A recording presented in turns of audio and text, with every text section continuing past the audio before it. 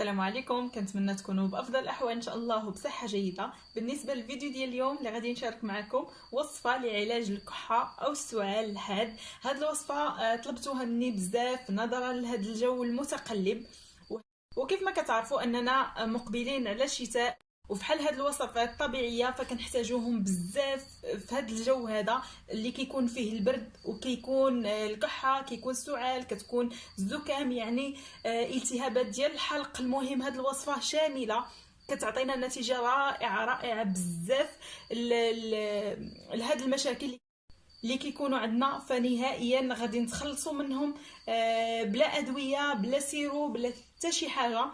فكتعطينا نتائج هائله في 3 ايام غادي نتخلصوا من المشاكل ديال الكحه او السعال كيف قلت لكم، او التهاب الحلق واللوزتين.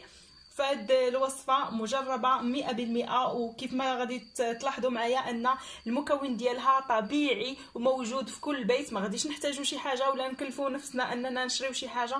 يعني اي واحد يقدر يديرها وكتعطينا نتائج رائعه. انا سبق لي درت وصفه باللفت، يعني سوا هذا ولا اللفت الابيض، فعطات نتيجه بزاف د البنات. انا غادي نخلي لكم الوصفه في صندوق الوصف باش تمشيو تستافدوا من داك الفيديو وتشوفوا الطريقه، حتى هي سهله. هاد الوصفه هذه حتى هي مجربه 100% وكتعطينا نتائج رائعه بزاف.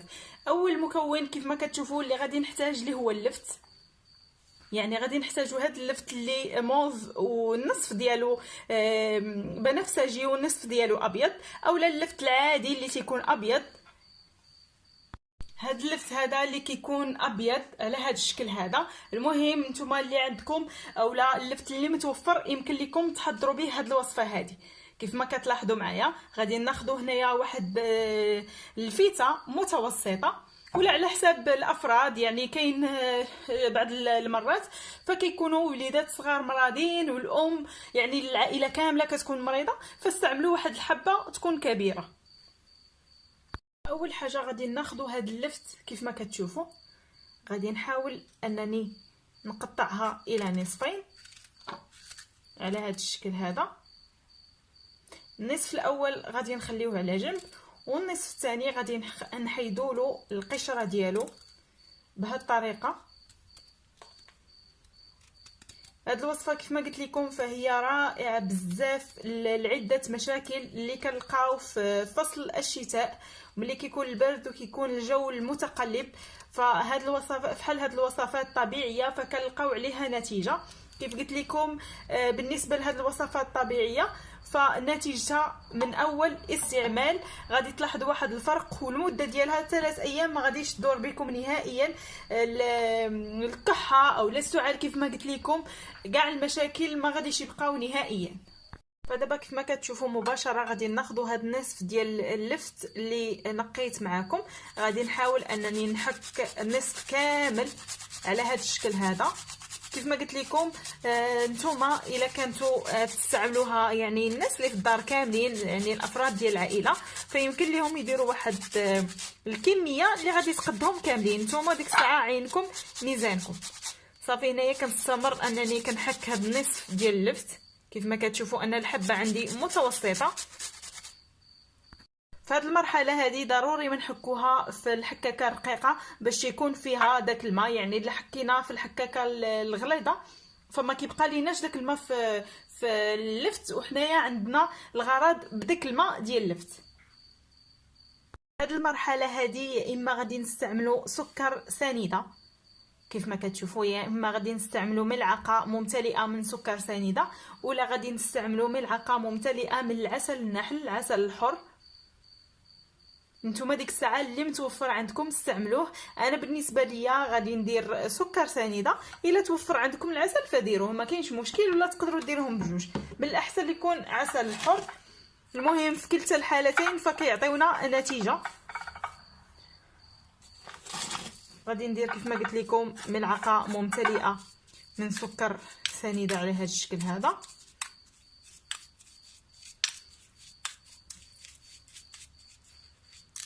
ملي كنديروا السكر او العسل فكيعطينا الكميه كتبقى تزاد لينا اكثر. فغادي نضيف هنايا حتى ملعقه من العسل. ها نتوما كيف ما كتلاحظوا، يعني اي حاجه كيف ما قلت لكم سواء العسل ولا سنيده فغادي يفي بالغرض، وغادي نحصلوا على داك الدواء اللي حنايا باغيين. باش غادي نخلط مزيان هاد المكونات.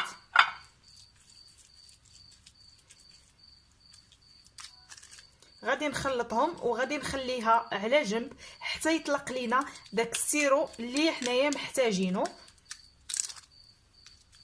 هانتوما كيف ما شفتوا راه كيبدا يعطينا المفعول، يعني كيبدا يعطينا داك الماء ديال اللفت مع هاد العسل اولا السكر سنيده. هنايا اخر اضافه اللي غادي نضيف ليمونه اولا حامضه. غادي نضيف واحد القطرات. فالليمون اولا الحامض كيتعتبر انه معقم، يعني كنعقموا به اللثه ديالنا من الجراثيم والحلق والحنجره، وكيقينا من عده امراض اللي كتكون هكا حاده في الفصل ديال الشتاء. صافي هانتوما كيف ما كتشوفوا غادي نخليه على جنب. بالنسبه لهاد الخلطه ملي كنخلطوها وكنديروها بهاد الطريقه فكنخليوها على الاقل 3 ساعات باش كيعطينا المفعول ديالها جيدا. غادي نمر معكم لهاد نصف لفته اللي خليتها على جنب. بالنسبه للناس اللي ما بغاوش انهم يحكوا اللفت فغادي نعطيكم واحد الطريقه اللي حتى هي سهله انكم ديروها. كناخذوا القلب ديال اللفت على هذا الشكل هذا، كنبداو نحفروا بهذه الطريقه هذه.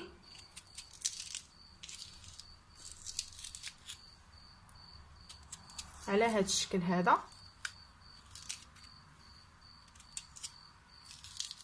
كنخويوها من الداخل.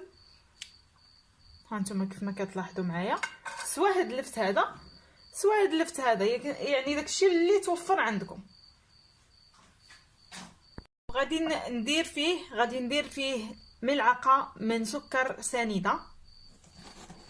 غادي نعمر هذيك الحفره بملعقه من سكر سنيده على هذا الشكل هكا.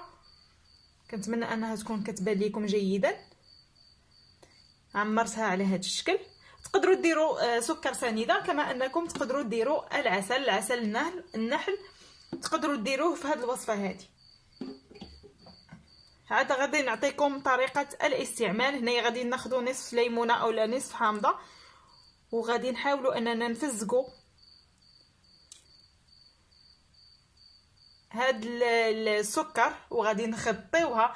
هاد الطريقه هذه حتى هي كنغطيوها وكنخليوها لمده 3 ساعات هكا باش تعطينا النتيجه 100%. يعني كنغطيوها حتى هي وكنخليوها لمده 3 ساعات. ونرجع معكم نعطيكم طريقه الاستعمال. فدابا غادي ندوزو لطريقه الاستعمال ديال هاد الوصفه، واللي هي مهمه جدا، هي اللي مهمه باش كتنجح لينا الوصفه وكتعطينا نتائج رائعه.